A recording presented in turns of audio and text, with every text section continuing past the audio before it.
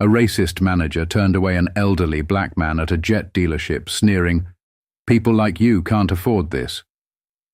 But the next day the man walked back in, and what he did left everyone in complete shock.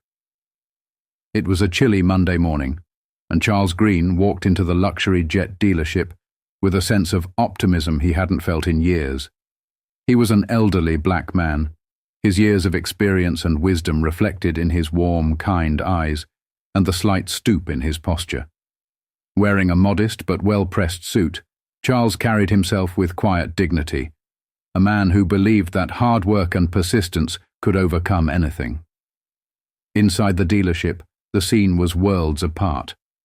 Gleaming private jets lined the showroom, their pristine exteriors reflecting the ambitions of the ultra-wealthy clientele who frequented the place. The air buzzed with murmurs of deals being struck, handshakes exchanged, and the distinct hum of exclusivity. Charles approached the reception desk with a hopeful smile. The young woman behind the desk glanced at him briefly before her polite demeanor slipped. Her smile faltered, replaced by an expression that Charles had unfortunately encountered too many times in his life.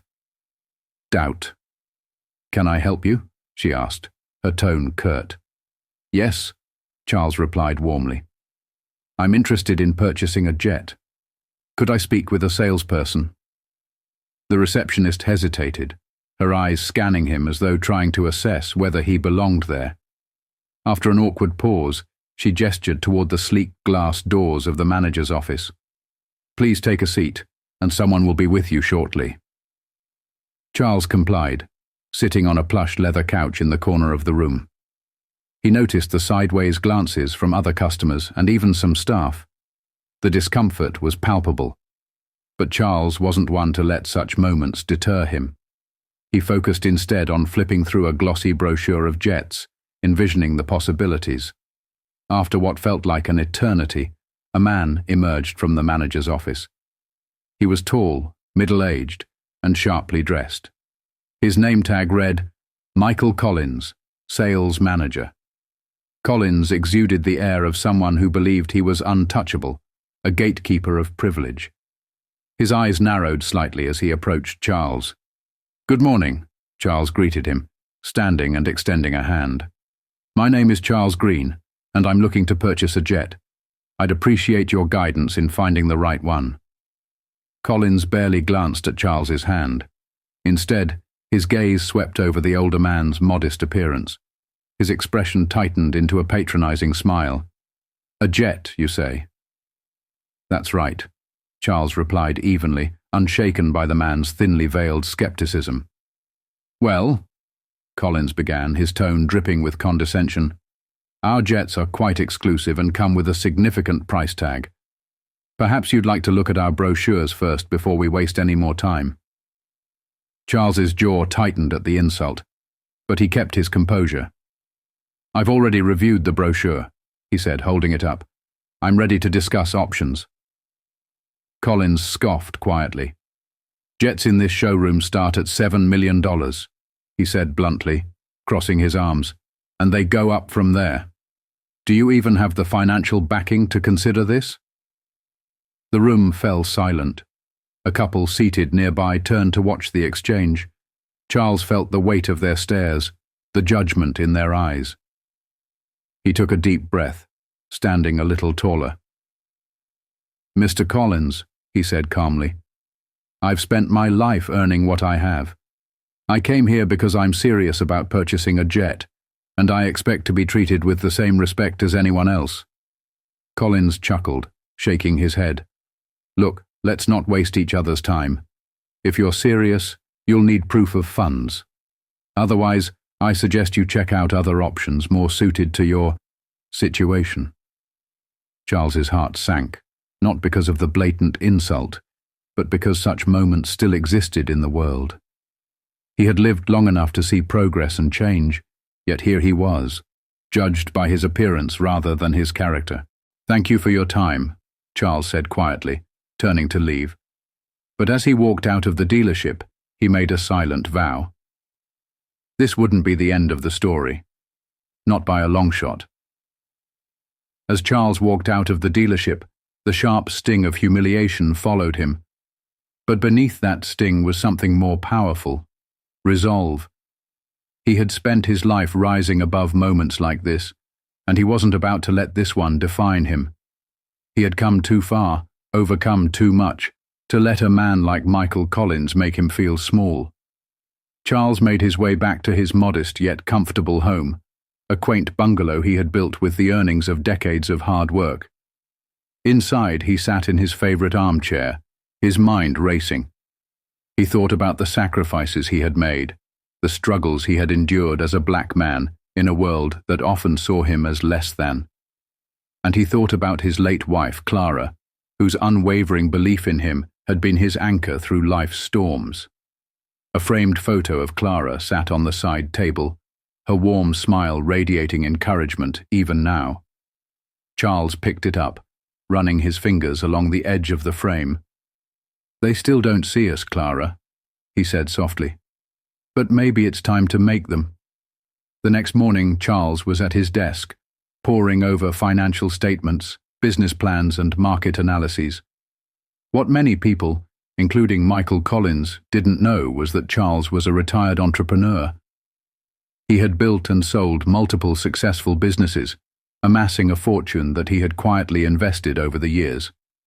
He wasn't flashy, and he didn't flaunt his wealth. But it was there, and now he intended to use it. Charles reached out to a trusted friend, Marcus, a financial advisor he had worked with for years. "Marcus," he began, his voice steady but determined, "I need you to look into the ownership of a jet dealership. I want to know if it's for sale." Marcus hesitated on the other end of the line. "A jet dealership? That's quite a leap, Charles. Are you sure about this?" "I've never been more sure," Charles replied. "There's a man there who needs a lesson in respect, and I think owning the place will drive the point home." Within days, Marcus returned with the information. The dealership was part of a chain owned by a larger corporation. While the company wasn't actively selling, Marcus confirmed that with the right offer, they might consider it. Charles didn't hesitate. He began the process, leveraging his connections, assets, and business acumen to put together a proposal. He worked tirelessly, determined to make this happen not just for himself, but for every person who had ever been underestimated, dismissed, or devalued because of their background. As the deal moved forward, Charles shared his plans with a close-knit circle of friends and family. Word spread quickly through his community, and soon people were rallying behind him. They saw in Charles a beacon of hope, a man standing up against a system that had long marginalized them. His daughter, Simone, a lawyer and his fiercest supporter, couldn't have been prouder. "Dad," she said one evening over dinner, "you're not just buying a dealership, you're making a statement." Charles smiled. "Maybe so, but more importantly, I want to remind people like Michael Collins that you can't judge someone by the color of their skin or the clothes they wear." Simone nodded, her eyes filled with admiration. "Let me know if you need anything. I'll make sure this deal goes through smoothly." Weeks later, the paperwork was finalized. Charles officially became the owner of the dealership. He didn't feel the need to make a grand announcement or show off his accomplishment. His satisfaction came from knowing that he had turned a moment of disrespect into a triumph. But there was one thing he had to do before the new ownership was publicly revealed. Charles decided to visit the dealership one last time to see if Michael Collins' attitude had changed, or if he was still the same arrogant man who had dismissed him. The sun gleamed on the sleek jet displays as Charles stepped through the dealership doors once again. This time he carried himself with an air of quiet confidence, his stride firm and deliberate.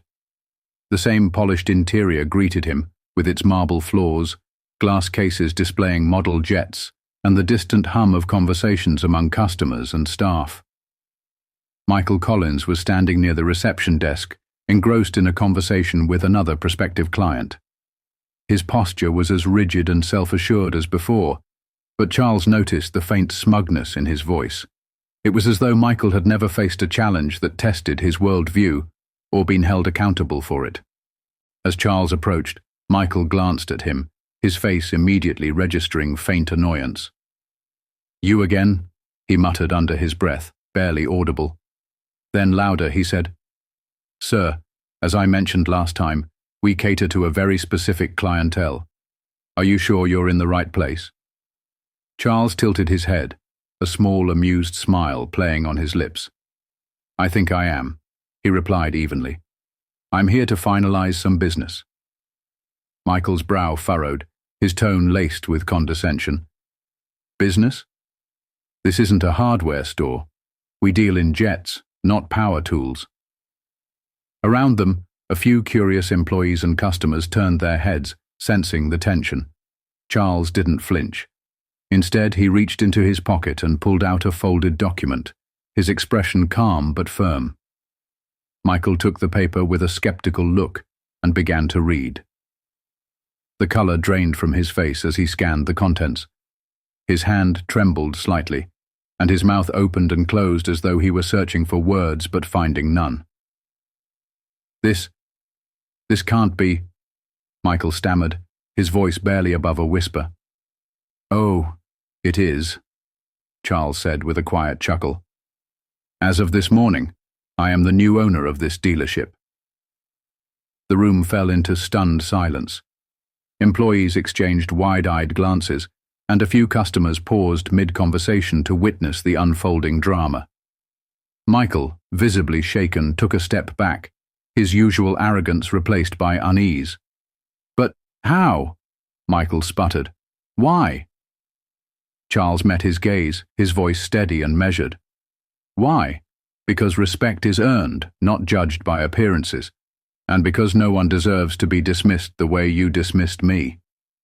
Michael's face flushed with a mixture of shame and anger. He opened his mouth to speak but was cut off by Charles, who continued, his tone now commanding.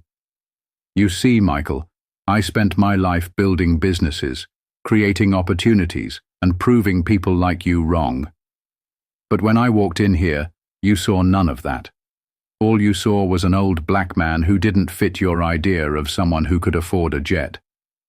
The staff members now stood frozen, their faces reflecting a mix of guilt and admiration. One of them, a young saleswoman named Emily, finally spoke up. "Mr. Parker, I mean Mr. Charles," she said hesitantly. We didn't know."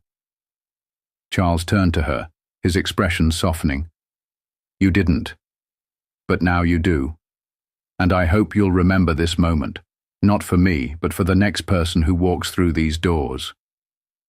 Michael's shoulders slumped as the weight of the situation sank in. For the first time, he seemed at a loss, his bravado shattered. Charles addressed the room, his voice warm but resolute. "I believe in second chances. This dealership will stay open, but there will be changes, starting with how we treat people." He turned back to Michael. "And as for you, consider this your chance to reflect and grow. If you're willing to learn, you can stay. But if not, there's the door." Michael nodded weakly, his head bowed. I'll do better," he mumbled. Charles nodded. "Good. Now let's get to work." The news of Charles becoming the new owner of the dealership spread like wildfire, both within the dealership and across the local community. Employees whispered among themselves, their curiosity and apprehension palpable. For many, it was the first time they'd had a leader like Charles, someone who valued respect, empathy, and equality over superficial judgments. On his first official day, Charles gathered all the employees for a meeting in the dealership's sleek conference room. The atmosphere was tense. Even the usually boisterous Michael sat quietly in the back, his usual arrogance subdued. Charles stood at the head of the room, his presence commanding but approachable. "I know this transition might feel unexpected," he began, his voice steady and warm. "But change isn't always a bad thing. Sometimes it's exactly what we need." He paused, letting his words sink in before continuing. "This dealership is more than just a place to sell jets. It's a place where dreams take flight, literally. and every single person who walks through those doors deserves to feel valued, regardless of who they are or where they come from.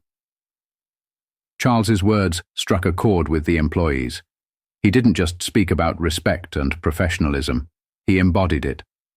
Over the next few weeks, he implemented a series of changes that would redefine the dealership's culture. Charles introduced mandatory diversity and inclusivity training for all staff members. He hired a dynamic speaker to lead the sessions, someone who shared real-life stories of overcoming bias and fostering understanding. The sessions were eye-opening, even for employees who had considered themselves open-minded. A new motto was printed and displayed prominently in the dealership: "Every customer, every time, with dignity." Charles emphasized that their success depended on building trust and relationships, not just closing sales. Charles didn't just sit behind a desk. He worked the floor, engaging with customers, mentoring staff, and showing everyone what leadership truly looked like. His approachable demeanor and genuine care made an immediate impact. One of the most surprising transformations was that of Michael Collins. Initially skeptical and resistant, Michael found himself deeply moved by Charles's leadership. Charles didn't just lecture him about his behavior, he gave him opportunities to prove he could change. "You've been here a long time, Michael," Charles said during one of their one-on-one conversations. "You have the experience and the knowledge, but what you're missing is the heart.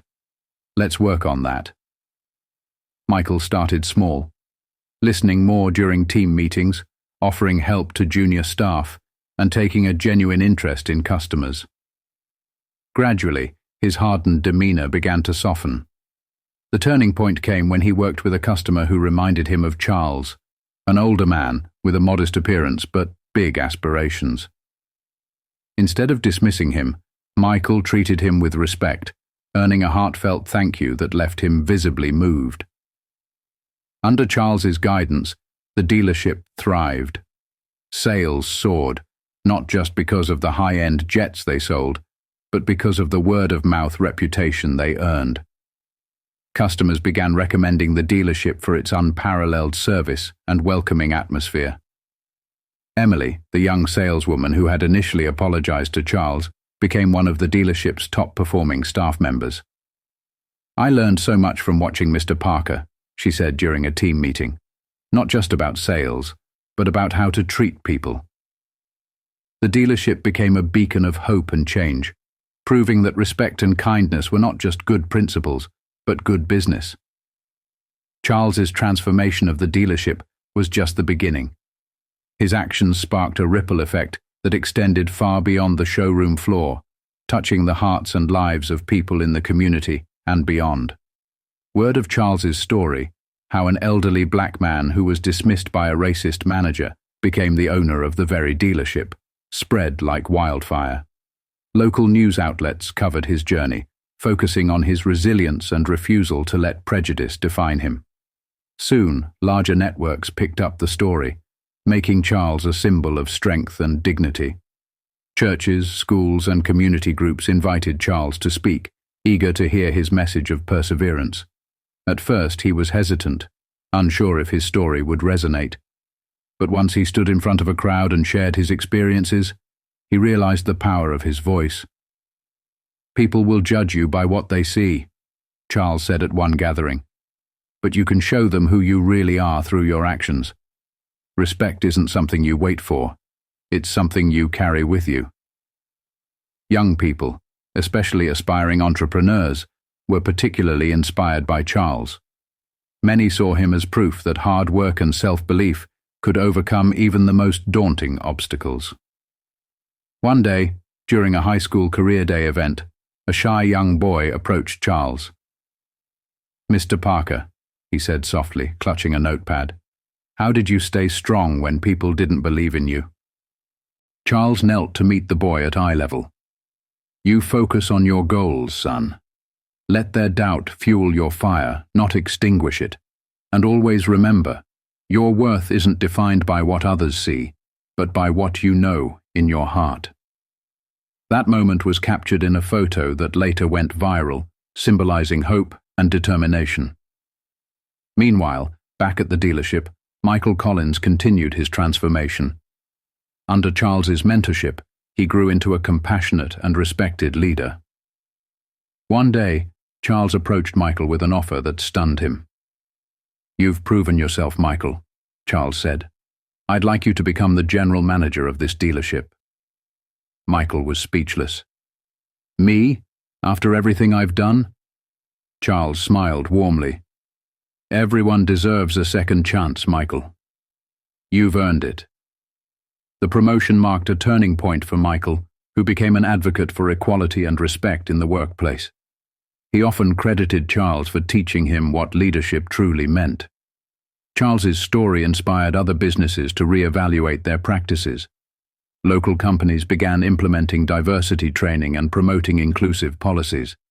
The dealership's success proved that respect and kindness weren't just moral values.